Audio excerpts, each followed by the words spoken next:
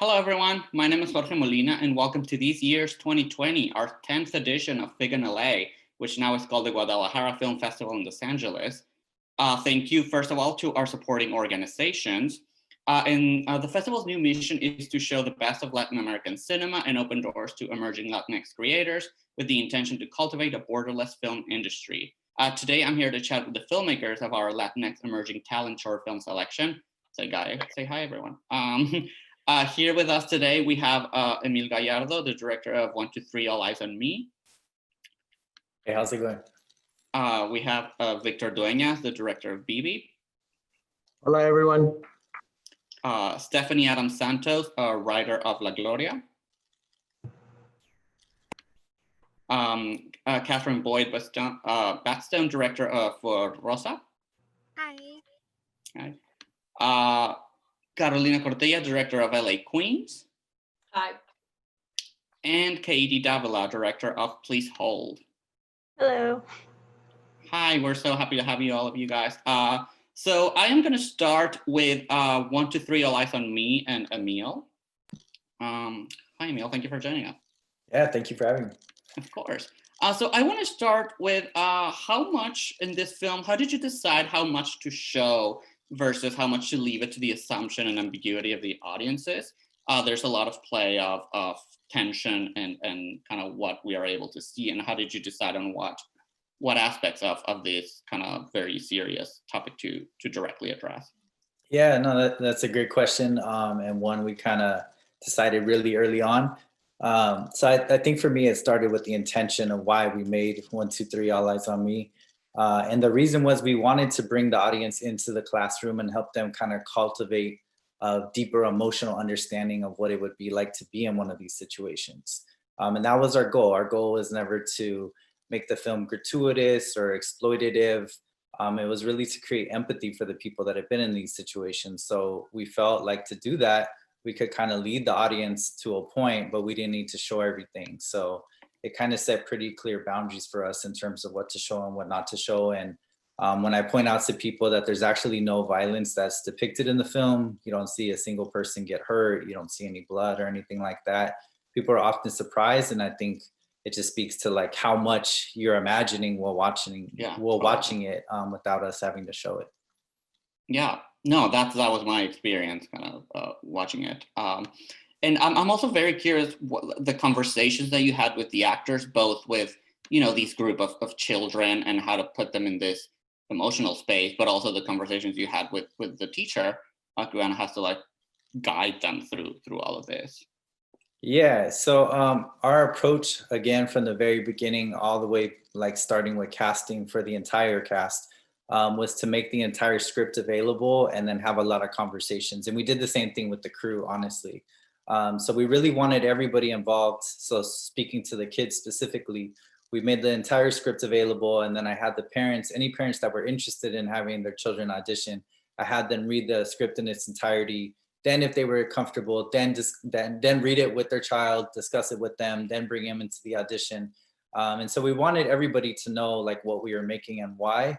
And then my process is very collaborative. So whether it was with Pharrell, who plays the teacher, or the children, I talk to them. I mean, sadly, 100% of the kids, all 20 of them, have been in lockdown drills multiple times, some as often as every 2 months. And so before we shot anything, I was asking them like, what does this feel like? What are some of the things that you've seen? What are you feeling in these situations? And so we were able to take all those details and work them into the script and then eventually into what we shot.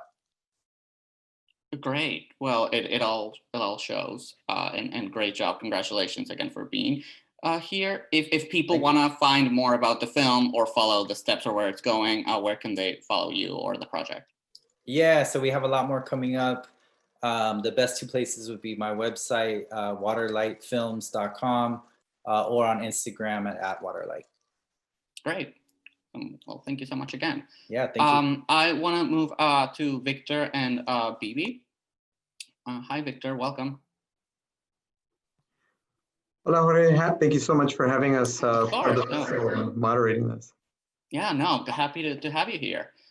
So this short feels like an incredibly personal story. It feels so emotionally grounded. I'm curious, what was the inspiration behind it? Was it is it based on something? Is it what was kind of the origin of this lovely story?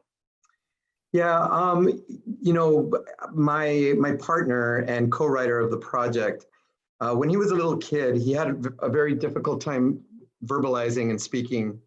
And so his dad, who was an educator, said to him, if you can't speak it, write it. So from that point on, J.M. Longoria, my partner and co-writer, had this amazing relationship where he would write letters with his dad. From the age of 4 onward, he would leave letters for his dad that would start simply with, "Hi, Dad," leave it in his office or his nightstand. And the dad would reply, "Hey, son," and put in his teddy bear. And for the next 12 to 14 years, they developed this relationship based on letters.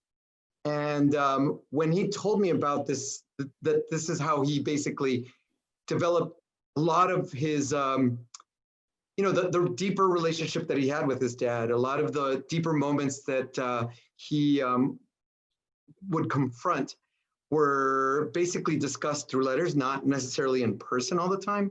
I told him, I'm like, that's not unique. That's an amazing experience that you had with your dad. And, speaking of Emil's movie, which I absolutely love, one of the first big conversations that he had through letters was Columbine. And so he didn't want to go to school because he felt unsafe. And so he wrote a letter to his dad saying, "Hey, I don't want to go to school." And so that, along with issues of puberty, coming out, all those things were discussed in letters. And so we talked about creating a movie where the focus wasn't between two men who were actually having a conversation face to face, but that the deeper conversations were coming through these letters. Just to sort of show showing, all adults, but specifically Latino males, that if it's too difficult to say something face to face, there's always another way of doing that. And that writing a letter to someone and having them just sit with the information and then, having that person respond could be a different way. And, he fortunately had a really great experience with his dad when he came out. In the movie, that wasn't necessarily the case, but we had to develop some kind of conflict. So that's where totally. No, and one of the things that did stick out to me was, showing emotional vulnerability between two males, Exactly. which we don't see a lot. And I'm also, the short has this lovely structure of seeing kind of both timelines when, he's the more coming of age as a preteen and then later on in his adulthood. Why did you guys decide to set it in both timelines? And kind of see the development? How did you arrive to that decision?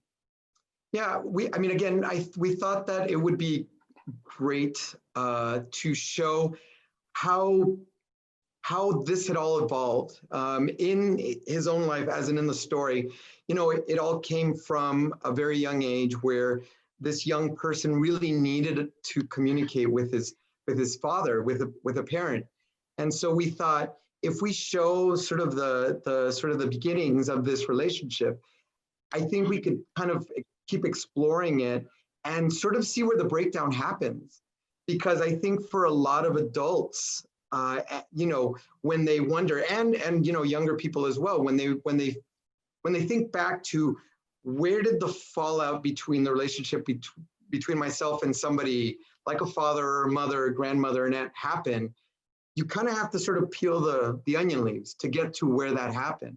And we thought, if we kind of start and explain to people through flashbacks that it was a really great relationship at the beginning, and then kind of see it evolve to where the breakdown happens, I think people will understand that, it wasn't something that just happened overnight. And I think it helps people sort of develop that idea that, again, if it's something you want to inculcate to your kids, it never hurts to start early, So that's kind of also the exploration that we were doing there. And we had our other producers, Edward Enriquez Cohen and Vanessa Perez, kind of look at it as a whole, and we all agreed that was kind of the way to go. So yeah, it worked out for us, I think. Yeah, and it worked beautifully. And so congratulations again for being here. If people want to keep track of where the project is going, where can they look for it? Sure. Our project is part of civil rights organizations, Southern Poverty Law Center's Teaching Tolerance program. So if you go to tolerance.org/BB, you can find not only the film, but supplemental materials on how to talk about the film to kids and to parents alike. It's been made available to about 1 million teachers in the US. So we're very proud that we're able to kind of go out there and, I'm a former teacher myself, so I feel very fortunate to be able to give back. So yeah, that's the primary place to see it. Awesome, that's great. Thank you again for joining us, and congratulations. I want to bring Stephanie, the writer of La Gloria, now. Hi, Stephanie. Hi. Hi, welcome. Thanks. So I want to talk about the central relationship in your short, which is between this girl and her grandmother, and why did you decide to make that specific relationship the center of it? Because I don't think it's very rarely that I see a relationship quite like that play out. Yeah, well, I'll just start by saying that when I was thinking about what this story would be, it was in December 28, or beginning of 2019, and my grandma had just passed away. She's from Guatemala, and I had a very close relationship to her, but I never came out to her. And so part of this was like, how can I speak to that relationship we had, and also maybe do a fantasy of what it would have been like to come out to her, and then blending that with sort of going back in time and looking at that adolescent period when you're first, falling in love with like your sister's best friend or brother's best friend. And so thinking about that I always knew it would have a grandmother at the center. But as we started shaping Gloria, thinking about, her feelings of not belonging in the world, and a lot of people who go through depression feel that, right? And your world kind of collapses into this tiny point of pain where you're also at the center of that pain, and you feel like, you don't belong, you can't exist. So in a way, her relationship with her grandmother puts her in a larger context and gives her this larger sense of belonging in many different ways. One of those being intergenerational, and another one being kind of mystical. And then looking at love through that lens too. There's the love she thinks she wants, with this like cool, kind of asshole. And then there's the love that really touches her, and that's, just totally inextricable from her being, which is her grandmother's love. So those were some of the thoughts. That's lovely.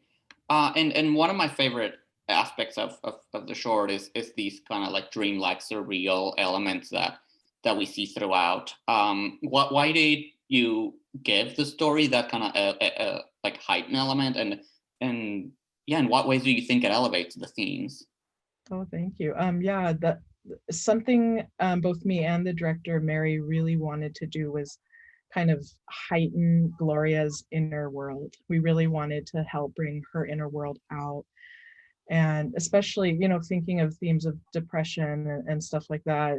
There's so much usually hidden that you're experiencing alone, and we wanted to bring more of that out because that's so much a part of what's real anyway. And if you think about, like, we dream every single night, even if you don't remember it. Like, most of our life, a huge part of our life is in dreams and in these sorts of surreal landscapes. So that was really important. And then just the mystical aspect of connecting her and her grandmother through her dream, through this shared vision of La Santita, who visits both of them. This idea that, again, going back to like that larger context, that there's something beyond that we can't understand. But yeah, we loved the beauty of it, and it helped illustrate that inner sense. Yeah, and it did it so well. Thank you so much for being here. If people want to find more about the project or about you, where can they find it? Yes, hopefully this isn't backwards. I wrote this no, Instagram. it works. Oh, good. Yeah. This is La Gloria has its own Instagram account, and then this is mine, Tarot Obscuro. There, it's an O. Great. So you could follow. I try to be consistent, but if it's not on one, it's on the other. Awesome. Well, thank you so much for being here again. Thank you. Now I'd like to talk with Catherine, director of For Rosa. Hi, thanks so much. Hi, how are you? Welcome. Thank you. So happy to have you here. So how did you find this about this story? And I mean, it's just the way I see it. I'd read it and say like, oh, that would make a great sure. But like, how did you find about it, and how did you pick exactly what story to tell it and how to tell it? Yeah, so I'm from Long Beach, California. But I was living in San Antonio, Texas at the time when I found out about it. And I saw the documentary No Más Bebés, which interviews some of the Madrigal 10 women about their experience. And I was just so appalled and surprised and didn't understand why I had never heard about this part of California history, especially growing up just like 16 miles away from the hospital. And so the documentary is absolutely amazing. And I thought that creating like a fictional narrative version could help honor the women even more and bring more attention and a wider audience to this piece of silenced history. Yeah. Yeah, and it's it's weird that it's now eerily irrelevant, Yeah. again, which Yeah. And how much, I mean, you say you saw this documentary, did you do any further research into it? I was also very taken by the production design and kind of all the costumes. Like, how much did you look back into this history in order to create it today? Yeah. I was able to read through the transcript of the court case as well. And Okay. so that gave a lot of insight into just the strength of the woman and the attorney and how strong she must have been at 26 to be going up against USC and the county hospital. And we our production designer Rachel Garcia, she's absolutely amazing, and she put in like photos of her grandparents in the bedroom, and so there's just like personal aspects to everything. We were fortunate to receive Dia de los Muertos, like production design from this organization called Self Help Graphics, which started in East LA in the 70s during that time as well. Oops, oh no, sorry. And then also for the we had one more scene. Oh yeah, for the costume design as well. We our costume designer Zoa Lopez, she was able to go to all these like vintage stores and just use historical photos and tried to match clothing and everything, which was amazing. So yeah, they wanted a lot of those outfits, yeah. So if people want to hear more, learn more about the project or follow it and see where it's going next, where can they find you? Yeah, so we are working on a feature version of the film as well, which we're really excited about. And they can find more on For Rosa Film on Instagram or on Facebook. So. Yeah. Well, that's really cool to know that it's there's a feature on the works. I'm very excited. Thank you. Hopefully we'll have you back in a few yes. when that is done. Thank you for being here, Catherine. Yeah, thank you so much. Thank you. Now I'd like Carolina, director of LA Queens, to come. Hi, welcome. Thanks for having me. No, of course, we're very, very excited. So this, I'm fascinated by this project. What was the prompt that you gave this women to talk about when you were recording these narrations? And over how long? Like, what was the shooting period that you kind of gathered all of these through? So I started as soon as we left the first quarantine, the first lockdown, and the first day they were able to go out. I just went out of the street with my camera and I started filming. I filmed 4 portraits like the first 2 weeks, and then to complete the whole film, it took me like 4 months. So there's differences in the portraits, and there's like the time continuing. So first I filmed the images, and then I asked them to record their thoughts and emotions regarding quarantine, what they've been experiencing during this time, and what they've been like. I also wanted to think about like reflecting of the idea of time as like not a productive time, not like making money time, but like we had so much time now, like what do we do with this time? And like any thoughts that came towards that, about that, like and thoughts also about nostalgia or dreams that they were having, and also to talk about like their connection with an outdoor space, and how even going out and feeling the air on your face, and like being able to dance, being able to like smell the roses, do yoga, read a book, whatever it comes out, like that sort of necessity of having a, even if it's a small balcony, whatever it is, just having like a outdoor space, how that meant during quarantine to you. So that was basically, all the ideas that were going around this film, very intimate and like real thoughts. Yeah, no, of course. And I'm curious, how many women did you ask? There were, I think, I don't remember the number, but I think Anissa, Kath, Kels, I think there were 7. Or 8. Yeah, a good number. No, don't worry. But I mean, my question with that is, did you find any elements that you find most of them had in common, or anything that it struck you that were very different that they were having? Like, were there any patterns that you noticed about the various experiences that these women were having? I think there were a lot of similarities, like in the way that how everybody was appreciating like quiet time and being able to reflect on things and being able to take on different things that they hadn't had time before. But there were a lot of differences too.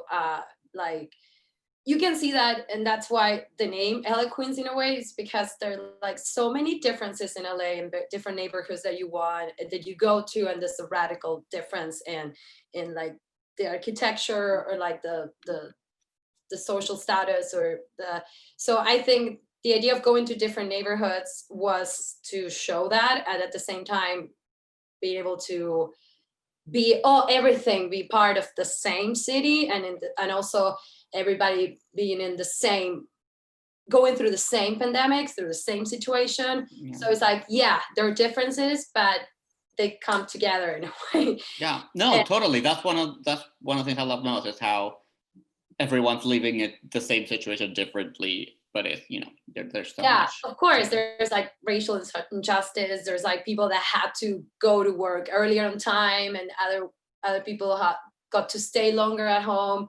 So there were like a lot of differences, but that everybody was part of the same city and going through the same situation. I thought it was interesting to like see how those like different portraits can work. Yeah, for sure.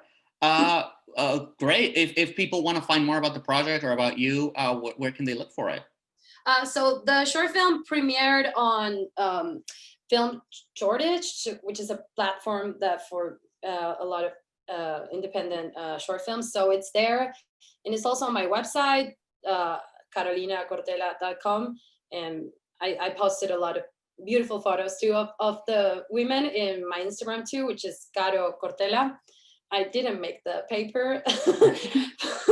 I hope it's basically my name, carolinacortela.com or carocortela.com. Awesome. Well, great. No, thanks for being here, and congratulations again for everything. And finally, I want to bring in Katie, director of Please Hold. Hi. Hi, how are you? Congratulations. Great. So I'm very curious what the initial seed that kind of sparked this this whole idea was. And how did it evolve to this very high concept? I loved it so much, but how did it kind of grow? Yeah, I mean, it came from a lot of things. Like, you know, we live in a time where I think people get the sense that justice, like, you can get justice, but only if you can afford it. And so, you know, the idea came out of a lot of places, as like I think a lot of people's ideas come from. Like, I was reading this article about Seal Beach Detention Center in California, which is a real place where inmates can like pay for upgrades. You can like pay for upgrades and get like a nice room. You can get like HBO, and you know, like that's not really a fair system, but it already exists. And we, you know, we have like we live in a city, LA, where the LAPD just got a new fleet of police drones.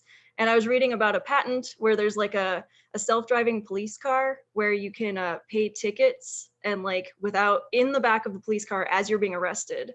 And like you never have to interact with a human. And it's like the future, sounds like the future, but it's all like really happening. So, you know, not everyone's been arrested or jailed, but everyone has had the experience of being like trapped on the phone with Spirit Airlines trying to figure out like, oh my God, how do I figure out my life? So it was basically like, imagine if Spirit Airlines ran the prison system, and like, that's kind of where the idea came from. Yeah, no, I mean, that's a good, because my next question was gonna be, how did you kind of design, or I was gonna say invent, but probably telling me you didn't invent anything because most of it is already there. Yeah. But kind of how did the design of this kind of, because most of the short takes place inside a cell, how did the design of that space come about? Yeah, we did a lot of it practically. Like, you know, there are visual effects, like there's a drone, and we had a really great VFX team. Last Pixel, they did like I Am Mother. But like, so we were very lucky to have a really great VFX team, but like we did a lot of it practically. That set was built. And so we had to think about like a lot of stuff in advance. And it was important to us that everything felt very, very plausible, that like, you know, it's sci-fi, and sci-fi allows you to, you know, heighten the situation and get a bit of distance, which is nice because, you know, modern social issues, you're discussing something like what happens to average citizens, especially people of color, as they're going through the privatized penal system. And that could easily be depressing if we're not careful. So, you know, doing it through sci-fi allowed us to bring in like the thriller and dark comedy and like Black Mirror-y type of elements without being a little too much. And so, yeah, I mean, the design was like, we did a lot of research into what things really are like. And we wanted to make sure we called it like we didn't want it to feel like a dystopia. We wanted to feel like a normtopia, like everything feels like something that will really happen, like that would be plausible. So yeah, that was our designing principle. Yeah, no, and I think it shows in the design of the short. So congratulations again. And if people want to find you or the project, where can they look for it? Yeah, so our Instagram is Please Hold Short Film, and mine is just my name with an underscore instead of a space between Katie and Davila. So the easiest way to find us. We're working on a feature now. So yeah. Perfect. Awesome. Thank you, Katie. And thank you all of you for joining us for this Q&A. It was lovely to get to talk to you about it. And please, you know, keep track of every one of these, because, you know, this is the emerging talent blog. So I'm sure you will go to, you know, this is not the last time we will hear from your project. So congratulations again. And thank you for joining us in this screening to streaming edition of the Guadalajara Film Festival. Please follow us on our website, figanla.com, and on Instagram, Facebook, and Twitter at figanla. I'm Jorge Molina, and thank you for joining us. Thank you, guys. Bye, thank you. Thank you.